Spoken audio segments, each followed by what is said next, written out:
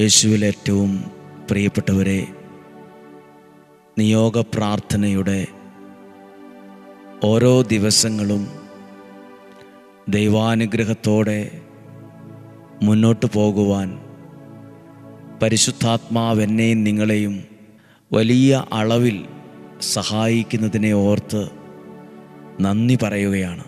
കാര്യം അല്പം ബുദ്ധിമുട്ട് സഹിച്ചൊക്കെ ആയിരിക്കും ഈ വചനങ്ങളൊക്കെ കേൾക്കുന്നത്. അല്പം ബുദ്ധിമുട്ട് സഹിച്ചാണെങ്കിൽ പോലും പ്രാർത്ഥനയ്ക്കുത്തരം നൽകി സ്വർഗത്തിലെ ദൈവം എന്നെയും നിങ്ങളെയും അനുഗ്രഹിക്കാതിരിക്കുകയില്ല. പ്രാർത്ഥനയ്ക്ക് മറുപടിയുണ്ട്. പ്രാർത്ഥനയ്ക്ക് ദൈവാനുഗ്രഹമുള്ള ഒരു ഉത്തരവുണ്ട്. നിങ്ങൾ എഴുതി വച്ച 3 നിയോഗങ്ങളുണ്ട്. ആ വിഷയത്തെ ആദ്യം തന്നെ ഒന്ന് പ്രാർത്ഥിക്കുകയാണ്. കർത്താവേ, ഞങ്ങൾ പ്രാർത്ഥിക്കാൻ ഈ വചനത്തോട് ചേർത്ത് വയ്ക്കാൻ എഴുതി വച്ചിരിക്കുന്ന നിയോഗങ്ങളെ അങ്ങയുടെ കരങ്ങളിൽ ഇപ്പോൾ ഏൽപ്പിക്കുകയാണ്. ശരീരത്തെയും മനസ്സിനെയും ആത്മാവിനെയും എൻ്റെ ഭവനത്തെയും എൻ്റെ ഭവനത്തിലുള്ളവരെയും അതോടൊപ്പം എഴുതി സമർപ്പിച്ച ഈ നിയോഗത്തെയും ദൈവത്തിൻ്റെ കരങ്ങളിൽ ഏൽപ്പിച്ച് പ്രാർത്ഥിക്കുന്നു. കർത്താവെ, ഈ വചനം കേൾക്കുമ്പോൾ അങ്ങയുടെ ശക്തമായ ഇടപെടലുണ്ടാകണമേ. ശക്തമായ ദൈവപ്രവൃത്തി ഈ വ്യക്തിയിൽ, കുടുംബത്തിൽ സംഭവിക്കണമേ. പ്രാർത്ഥിച്ചേ. കർത്താവായ യേശുവേ, അങ്ങയുടെ തിരുരക്തത്താൽ എന്നെയും എൻ്റെ കുടുംബത്തെയും തലമുറകളെയും ഞാൻ എഴുതി സമർപ്പിച്ച ഈ നിയോഗത്തെയും ഈ 3 നിയോഗത്തെയും തിരുരക്തത്താൽ വിശുദ്ധീകരിച്ച് അങ്ങയുടെ വചനത്താൽ നിറച്ച് പരിശുദ്ധാത്മാവിനാൽ നയിക്കണമേ. ആമേൻ. ഇന്ന് ഈ നിയോഗ പ്രാർത്ഥനയുടെ ഈ ദിവസം, ഈ വെള്ളിയാഴ്ച ദിവസം, അനേക ആളുകൾ ഇവിടെ ഒരുമിച്ച് കൂടി പ്രാർത്ഥിക്കുന്ന ഈ ദിവസം നമ്മൾ ഈ വചനം കേൾക്കുകയാണ്. 2 ദിനവൃത്താന്ത പുസ്തകം 5-ാം അധ്യായം 13-14 വാക്യങ്ങളാണ്. 2 ദിനവൃത്താന്തം 5-ാം അധ്യായം 13-14 വാക്യങ്ങൾ.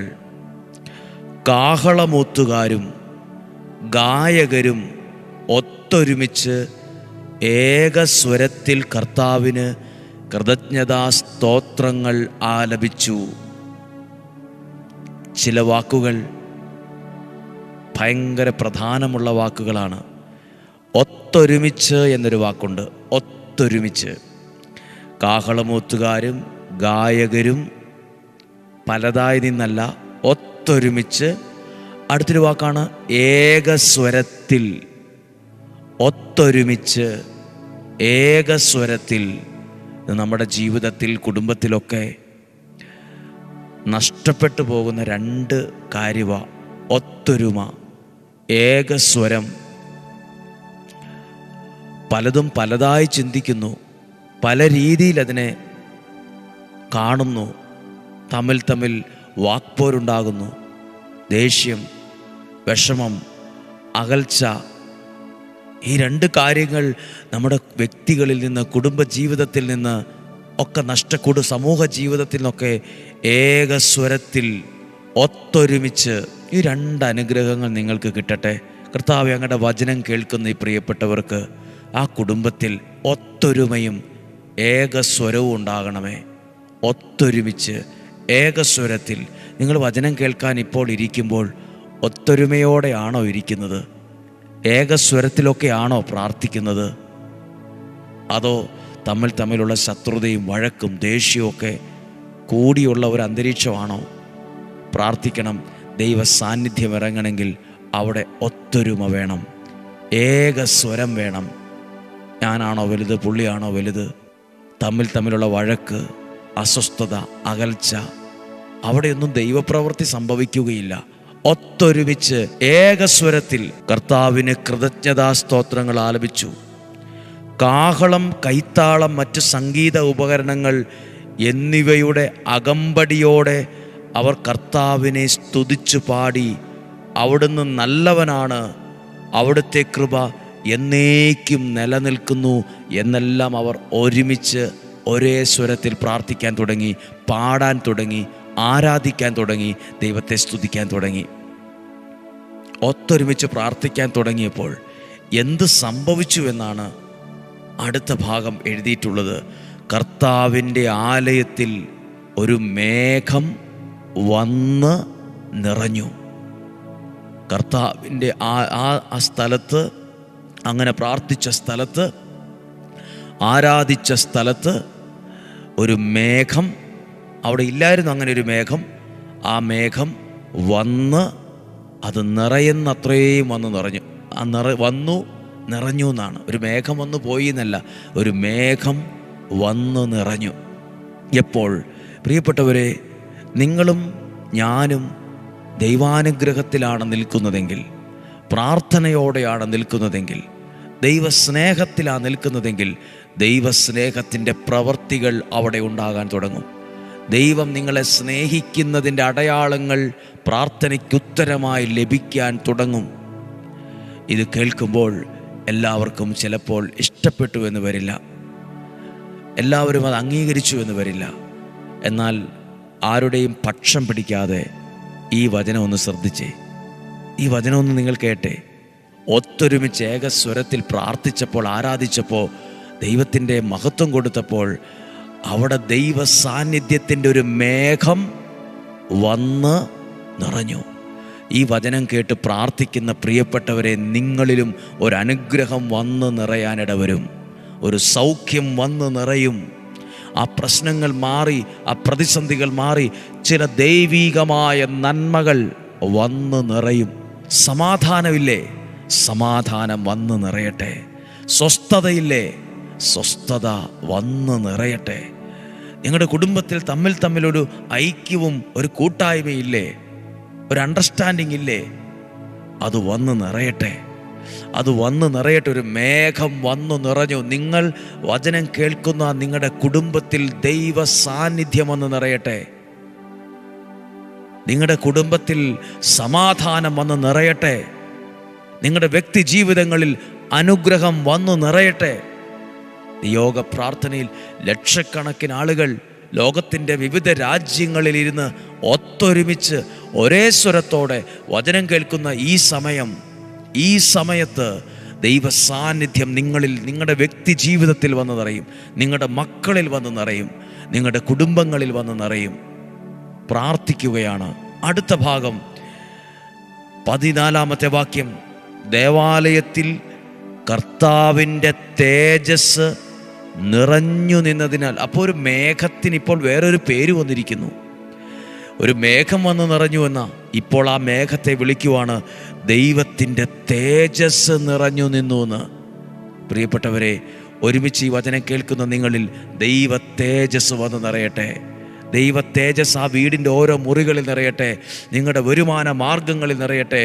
ജോലിയിൽ, ആരോഗ്യത്തിൽ, തലമുറയിൽ, കൊച്ചു കുഞ്ഞുങ്ങളിൽ ദൈവ തേജസ് നിറയട്ടെ. കൊച്ചു കുഞ്ഞുങ്ങളടക്കം ഈ വചനം കേൾക്കുന്നവരുണ്ട്.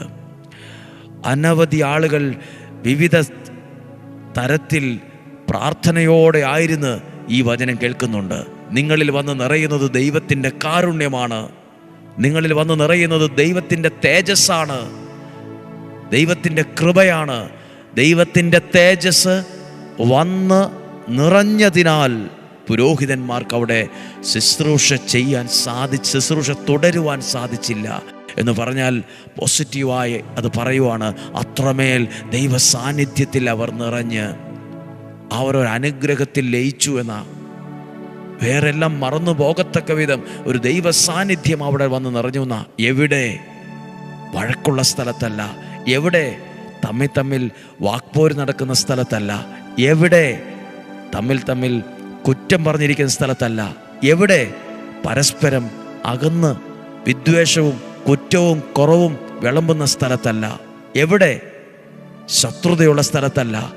ഒത്തൊരുമിച്ച് ഒരേ സ്വരത്തിൽ ഒരുമയോടെ പ്രാർത്ഥിച്ച സ്ഥലത്താ ദൈവ തേജസ് വന്ന് നിറഞ്ഞത്. ദൈവ തേജസ് വന്ന് നിറഞ്ഞത്. ആവശ്യമില്ലാത്ത മനസ്സിൽ കുന്നുകൂടിയിരിക്കുന്ന വെറുപ്പും വിദ്വേഷവും പകയും ദേഷ്യവും തെറ്റിദ്ധാരണയും എടുത്തു കള. മനസ്സിൽ അടിഞ്ഞുകൂടിയിരിക്കുന്ന അസ്വസ്ഥതകൾ, തെറ്റിദ്ധാരണ മനസ്സിൽ നിന്ന് കള. നെഗറ്റീവ് ചിന്തകൾ കള. അകത്ത് ദൈവ സാന്നിധ്യം വന്ന് നിറയട്ടെ. നിങ്ങളുടെ അകത്തുള്ള ചില പൊട്ട ചിന്തകളും ധാരണകളും കടുംപിടുത്തങ്ങളും എല്ലാം മാറട്ടെ. എന്നാലേ ദൈവ സാന്നിധ്യം, ദൈവ തേജസ് നിറയുള്ളൂ.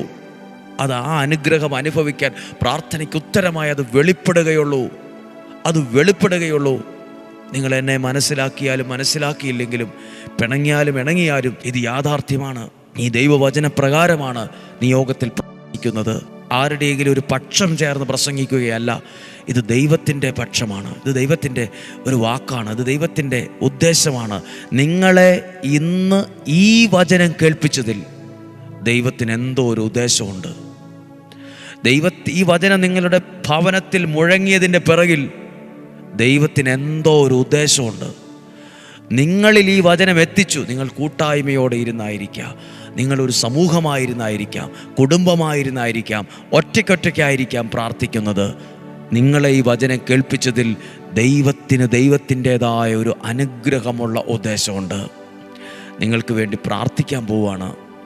ആ എഴുതിയ നിയോഗങ്ങളെ കൈകളിലെടുക്കാം. കർത്താവേ, അങ്ങയുടെ വചനം കേട്ട് പ്രാർത്ഥിക്കുന്ന എന്നെ ഈ വചനത്തിലൂടെ അനുഗ്രഹിക്കണമേ. ദൈവ സാന്നിധ്യം ആ ദേവാലയത്തിൽ നിറഞ്ഞതുപോലെ എൻ്റെ ജീവിതത്തിൽ മാത്രമല്ല, ഞാൻ എഴുതി വച്ച നിയോഗത്തിൽ നിറയണമേ. മുടങ്ങാതെ പ്രാർത്ഥിക്കുന്ന എന്നെ അനുഗ്രഹിക്കണമേ. ഈ ദിവസം വരെയും മുടങ്ങാതെ ഞാൻ പ്രാർത്ഥന കേട്ടു. എത്രയോ പേർക്ക് ഞാൻ നിയോഗത്തോടെ ഈ വചനം അയച്ചു കൊടുത്തു. മാസങ്ങളായി അങ്ങയുടെ വചനത്തെ ഞാൻ പങ്കുവച്ചുകൊണ്ടായിരിക്കുന്നത്. ഞാൻ അങ്ങയുടെ സുവിശേഷ വേലയിൽ പങ്കാളിയാണ്. ഞാൻ ഇന്നൊരു ശുശ്രൂഷകന് തുല്യമാണ്. അനേകർക്ക് എന്നിലൂടെ വചനങ്ങളെ എത്തിക്കാൻ കഴിയുന്നുണ്ട്. കർത്താവ് ഈ വചന നിയോഗത്തെ നോക്കി നിയോഗ കൊന്ത 33 പ്രാവശ്യം പ്രാർത്ഥിക്കുമ്പോൾ 3 പ്രാവശ്യം ഇവിടെ നിന്ന് പ്രാർത്ഥിക്കുവാണ്. എൻ്റെ കൂടെ ഏറ്റുചൊല്ലി പ്രാർത്ഥിച്ച്, നസ്രായനായ യേശുവേ, എൻ്റെ ഈ എഴുതി വച്ച ഈ 3 നിയോഗങ്ങളെയും അങ്ങ് സ്വീകരിച്ച് അതിന്മേൽ നിലനിൽക്കുന്ന സകല തടസ്സങ്ങളെയും സകല ബന്ധനങ്ങളെയും പൂർണ്ണമായും എടുത്തുമാറ്റി സാധിച്ചു തന്ന് എന്നെയും എൻ്റെ കുടുംബത്തെയും ഇന്ന് അനുഗ്രഹിക്കണമേ. നസ്രായനായ എൻ്റെ യേശുവേ, ഞാൻ എഴുതി സമർപ്പിച്ച ഈ 3 നിയോഗങ്ങളെയും, ഈ 1, 2, 3 നിയോഗങ്ങളെയും അങ്ങ് സ്വീകരിച്ച് അതിന്മേൽ നിലനിൽക്കുന്ന എല്ലാ തടസ്സങ്ങളെയും പൂർണ്ണമായും എടുത്തുമാറ്റി സാധിച്ചു തന്ന് എന്നെ ഇന്ന് അനുഗ്രഹിക്കണമേ. നസ്രായനായ എൻ്റെ യേശുവേ, ഞാൻ എഴുതി സമർപ്പിച്ച ഈ 3 നിയോഗങ്ങളെയും അങ്ങ് സ്വീകരിച്ച് അതിന്മേൽ നിലനിൽക്കുന്ന സകല തടസ്സങ്ങളെയും ബന്ധനങ്ങളെയും പൂർണ്ണമായും എടുത്തുമാറ്റി സാധിച്ചു തന്ന് എന്നെ ഇന്ന് അനുഗ്രഹിക്കണമേ. ബാക്കിയുള്ള 30 പ്രാവശ്യം നിങ്ങളും പ്രാർത്ഥിക്കുക. ഇവിടെ എഴുതി സമർപ്പിച്ച നിയോഗങ്ങൾ കൽക്കുരിശിൽ എണ്ണയൊഴിച്ച് പ്രാർത്ഥിക്കുന്നവർ, പേരും നിയോഗവും തന്ന നിയോഗ പ്രാർത്ഥന കൗണ്ടറിൽ കൊടുക്കുന്നവർ, മുട്ടിലിഴഞ്ഞുള്ള നേർച്ച സകലതും അനുഗ്രഹമാകട്ടെ. പ്രിയപ്പെട്ടവരെ, ഒരു അറിയിപ്പ്. നാളെ വൈകുന്നേരം മുതലാണ് കോട്ടൂർ CST ആശ്രമ ബൈബിൾ കൺവെൻഷൻ നടക്കുക. വൈകുന്നേരം 4:30 മുതൽ 9 മണി വരെയാണ്. കഴിഞ്ഞ ദിവസങ്ങളിൽ നിങ്ങളെ അറിയിച്ചല്ലോ. നിങ്ങളും ഒരുമിച്ച് പ്രാർത്ഥിക്കുക. ഒപ്പം ഒരു കാര്യം കൂടി, നിയോഗ പ്രാർത്ഥനയുടെ അവസാനത്തെ 10 ദിവസങ്ങൾ കുറച്ചുകൂടെ തീക്ഷ്ണതയോടെ പ്രാർത്ഥിക്കാൻ ആഗ്രഹിക്കുന്നു. നിയോഗ പ്രാർത്ഥനയുടെ അവസാനത്തെ 10 ദിവസങ്ങൾ ഓരോ ചില നിയോഗങ്ങൾ, ഇവിടെ കിട്ടിയ നിയോഗങ്ങൾ, പറഞ്ഞ നിയോഗങ്ങൾ എല്ലാം ചേർത്ത് വെച്ച് കുറച്ചും കൂടെ തീക്ഷ്ണതയോടെ പ്രാർത്ഥിക്കാൻ ആഗ്രഹിക്കുന്നുണ്ട്. സാധ്യമായ എല്ലാവർക്കും ആ പ്രാർത്ഥനയിൽ കുറച്ചുകൂടെ തീക്ഷ്ണതയോടെ പങ്കെടുക്കാം. നമുക്ക് ഈശോയുടെ ആശീർവാദം സ്വീകരിക്കാം. നമ്മുടെ കർത്താവ് ഈശോ മിശിഹായുടെ കൃപ, പിതാവായ ദൈവത്തിൻ്റെ സ്നേഹവും പരിശുദ്ധാത്മാവിൻ്റെ സഹവാസവും നിങ്ങളോടുകൂടെ ഉണ്ടായിരിക്കട്ടെ. രോഗങ്ങളിൽ നിന്നും, അപകടങ്ങളിൽ നിന്നും, ദുർമരണത്തിൽ നിന്നും, മുപ്പെത്താത്ത മരണത്തിൽ നിന്നും, ചതിയിൽ നിന്നും, വഞ്ചനയിൽ നിന്നും, നിരാശയിൽ നിന്നും, മന്ത്രവാദത്തിൻ്റെ, കൂടോത്തരത്തിൻ്റെ, ക്ഷുദ്രപ്രയോഗത്തിൻ്റെ സകല പൈശാചിക സ്വാധീനങ്ങളിൽ നിന്നും ഞങ്ങളെ സംരക്ഷിക്കണമേ. ഇപ്പോൾ പ്രാർത്ഥിക്കുമ്പോൾ ഇവിടെ നിയോഗം സമർപ്പിച്ച സകലരുടെ നിയോഗത്തിനായി പ്രാർത്ഥിക്കുന്നു. വിവിധ രാജ്യങ്ങളിൽ, ദേശങ്ങളിൽ, കുടുംബങ്ങളിൽ, അയൽവക്കങ്ങളിലൊക്കെ ഇരുന്ന് വചനം നിയോഗം എഴുതി പ്രാർത്ഥന കൂടുന്നവരെ ഓർക്കുന്നു. അയച്ചു കൊടുക്കുന്നവർക്ക് വേണ്ടി പ്രാർത്ഥിക്കുന്നു. കർത്താവേ, ഞങ്ങളുടെ ശരീരത്തിലെ അകത്തും പുറത്തുമുള്ള എല്ലാ അവയവങ്ങളെയും എല്ലാ പരിക്കുകളിൽ നിന്നും സംരക്ഷിക്കണമേ.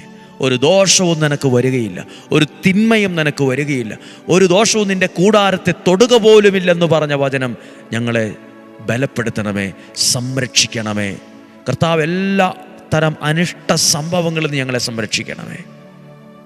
സ്വർഗത്തിലെ ദൈവം സമർത്ഥമായ എന്നെ നിങ്ങളെ അനുഗ്രഹിക്കട്ടെ. ദീർഘായുസ്സും ആരോഗ്യവും സമ്പത്തും ഐശ്വര്യവും സമാധാനവും നിങ്ങളിൽ ഉണ്ടാകട്ടെ. യേശുവിൻ്റെ നാമത്തിൽ 91-ാം സങ്കീർത്തനത്തിൻ്റെ മുഴുവൻ അനുഗ്രഹവും വാഗ്ദത്ത നന്മകളും നിങ്ങൾക്ക് പ്രാർത്ഥനയോടെ നൽകിക്കൊണ്ട് ഈശോയുടെ നാമത്തിൽ അനുഗ്രഹിച്ച് നിങ്ങൾക്ക് വേണ്ടി പ്രാർത്ഥിക്കുന്നു, ഇപ്പോഴും എപ്പോഴും എന്നേക്കും.